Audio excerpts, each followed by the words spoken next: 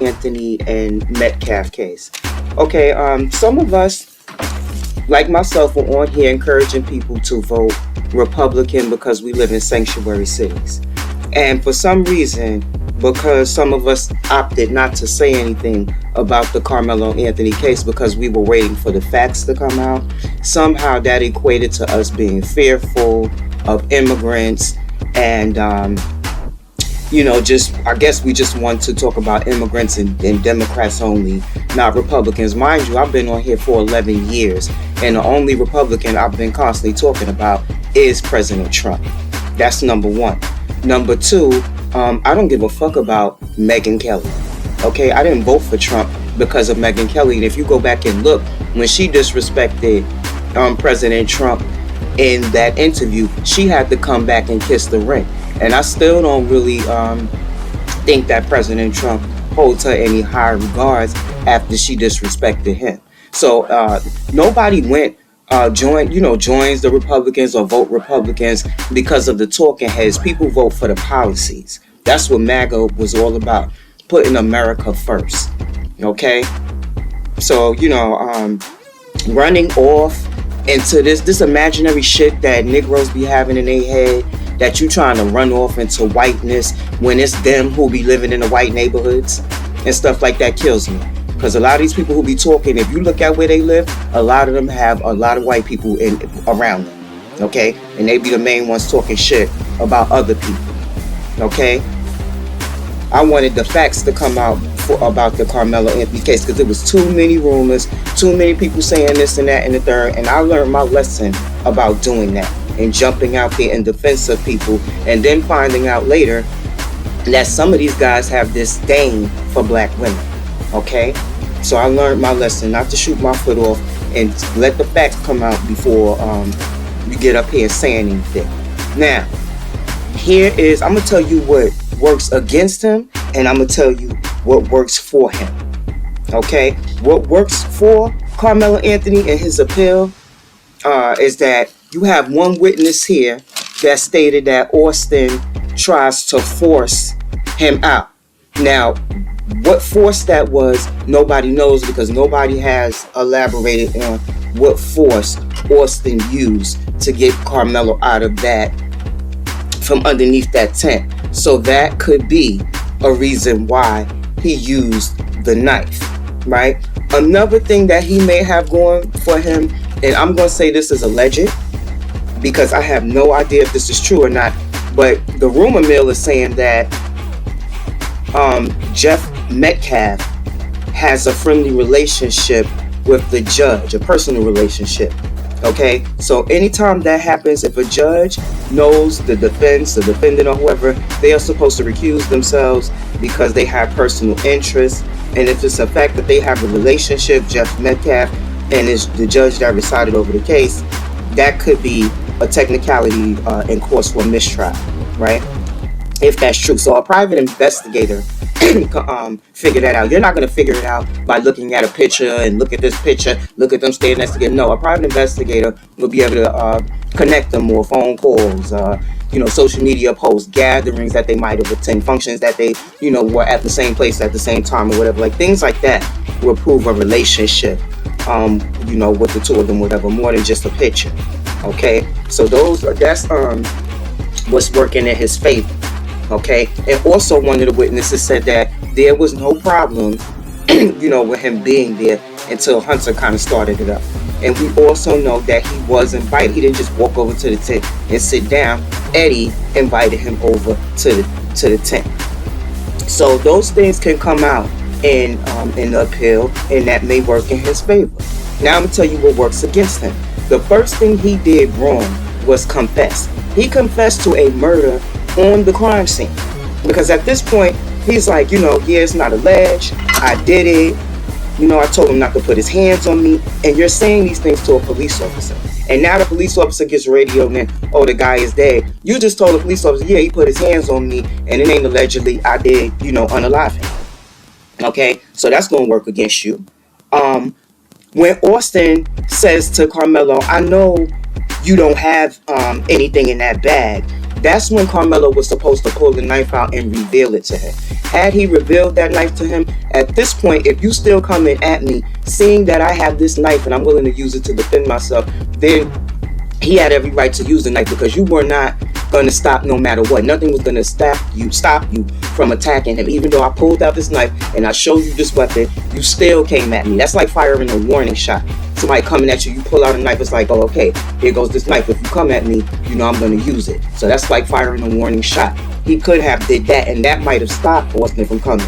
Or even if it didn't, if him and Hunter decide, okay, well, we're going to try to grab the knife and jump on him, and he started wielding that knife and hit one of them, then that's self-defense, because now you got two people trying to come at you. I already showed you the knife and told you to back off and leave me alone.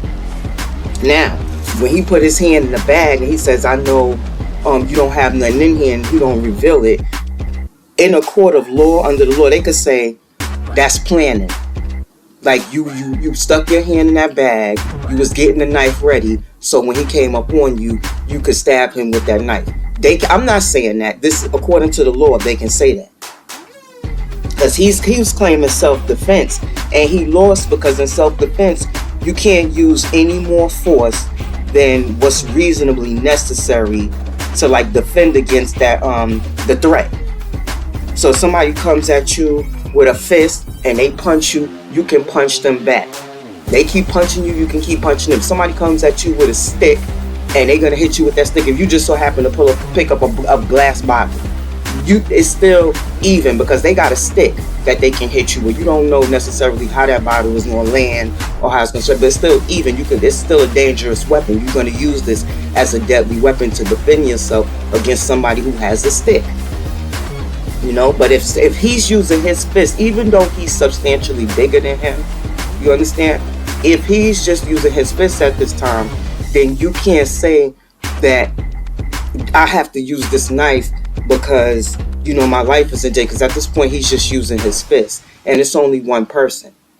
And then also what didn't work in his favor, he could have retreated.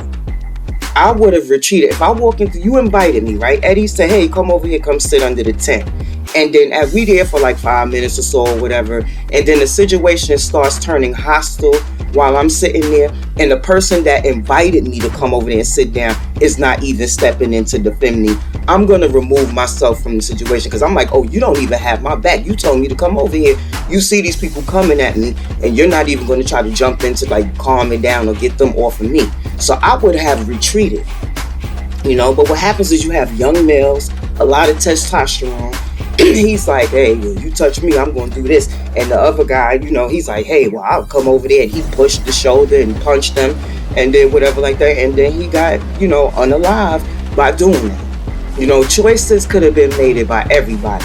One of these witnesses said Austin had to do it because it was no choice or something like that. Oh, yeah, he said Austin, you know, tried to force Karmelo out of the tent because we didn't have another choice. And that was a lie, because somebody could have got the hell up and went and tried to get a coach or some type of adult to control the situation. Say, hey, the situation is getting uncontrollable under this tent. We need somebody to come over there and kind of break it up.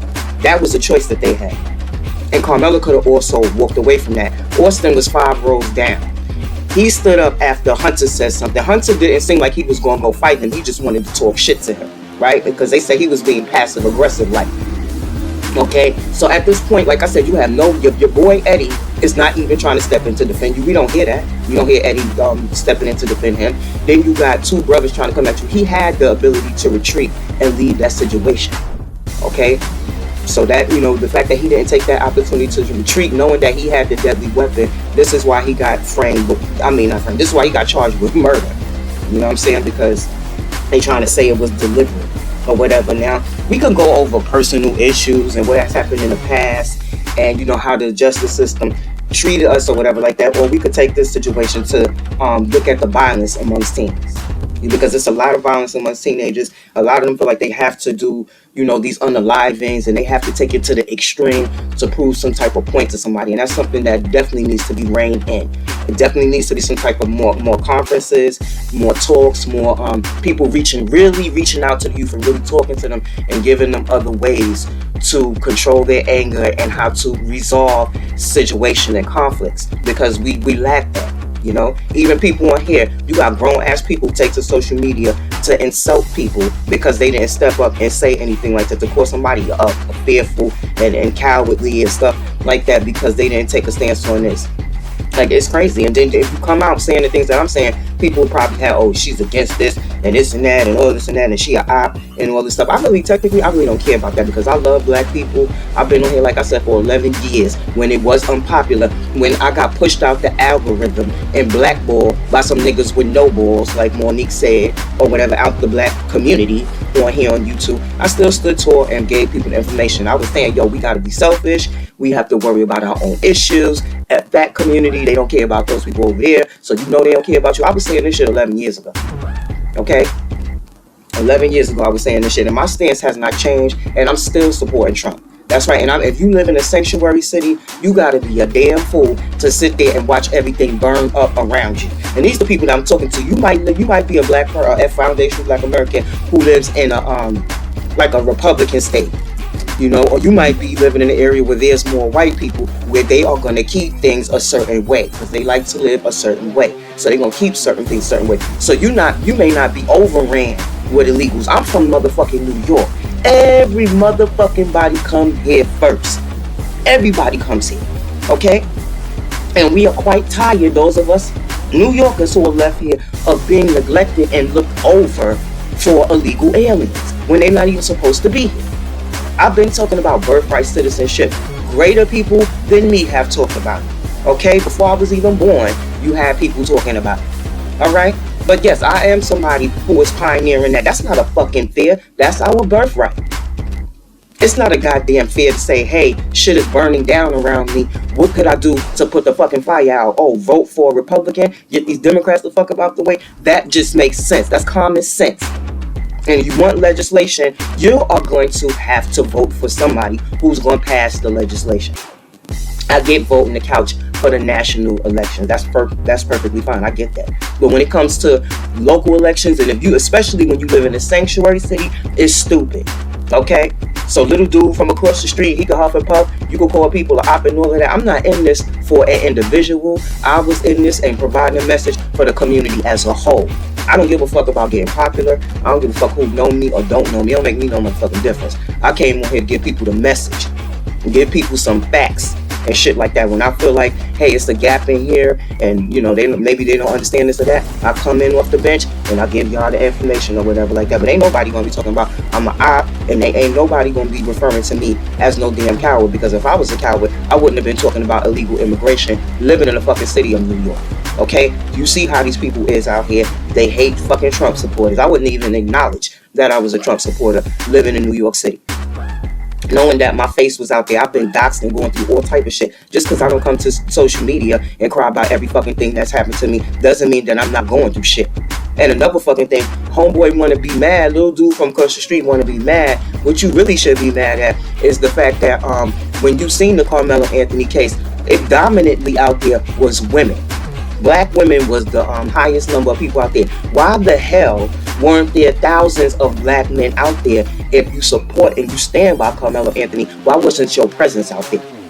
Fuck, you know, talking about him on social media. Who said something on social media? Where he needed you at was at the trial, out there in the crowd. And I didn't see thousands and thousands of brothers out there. I see brothers online, but I didn't see brothers out there supporting him like that. I seen brothers out there, but not in high numbers. Okay, but I did see a lot of women out there. I most certainly did. We always out there. We always supporting the black community. So nobody's gonna disrespect me and tell me any fucking thing about being cowardly or being some type of op or nothing else. Cause I put enough on the line for the black community. I ain't gotta be out here in your face. I ain't gotta be out here doing nothing like that. Just speaking on Trump. Just telling people, yeah, let's get rid of the Democrats and breaking them down or whatever, because they needed to be broken down. I spent a lot of time doing that. And now other people are doing that. And I'm glad that I sparked that, like Pop would have wanted me to do. Okay, little dude from across the street. I get tired of these people energy on here. I hate the conscious community. I cannot stand them because that fucking element comes from out of there. And if we're going to get along as a people, the first thing we got to do is stop disrespecting each other, and we have to work together. Understand that sometimes people just going to have a difference of opinion. When somebody's being a coon, you know when somebody's being a coon because they're being completely indifferent. I come to agreement with black people all the time. Why? Because I'm fucking black. I can't escape the fucking fact that that's my lineage, foundational black American. My family is indigenous to this country. I'm not a fucking Pan-African. You ain't gonna catch me trying to be a Pan-African. I don't believe in the shit. I don't believe in no black and brown coalition. I'm from New York. When have we ever had one? Have you had individual relationships? Yes. So I'm not going to support none of that. And I'm not going to support no illegal aliens. And I'm going to continue to tell people as it gets closer to November, for all the underdecided people, I'm going to continue to say you should vote Republican if you live in a sanctuary city. Fuck Megyn Kelly. She don't have shit to do with nothing. And the fact that you're going to talk about somebody trying to run to white side, like somebody's trying to, like the Democrat side ain't white, and we ain't been sitting over there for the past fucking 60 years. That sounds crazy to me. Be rational. Like, it's just fucking crazy to me. Doesn't make any sense to attack another person because they disagree, or because they don't jump up and say certain things when you feel like they should say them. That's crazy. That is totally fucking insane. And it was something else that I wanted to talk about, but because I got mad now, I don't know, so I'm gonna have to end the goddamn video. I don't know if it's about sanctuary cities, was it about voting, was it more about this Karmelo Anthony case, or whatever, I'm not really sure. But I'm gonna go ahead on and end it, because I can't think of what the fuck it is. Let me see what the fuck it was.